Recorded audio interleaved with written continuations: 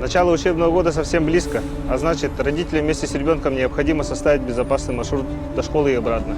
Достаточно один раз сходить и все объяснить. Пойдемте.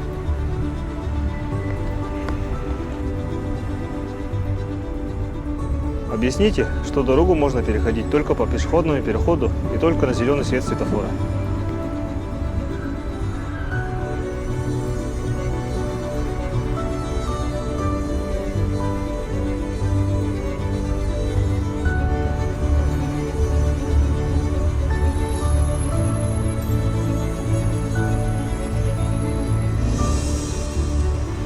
Объясните, что ходить можно строго по тротуару, не выходя на обочину и велодорожки.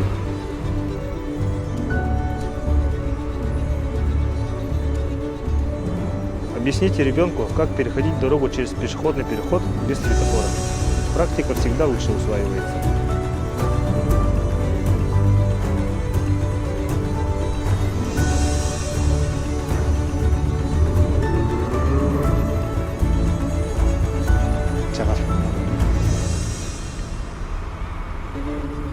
Берегите своих близких и учите ПДД.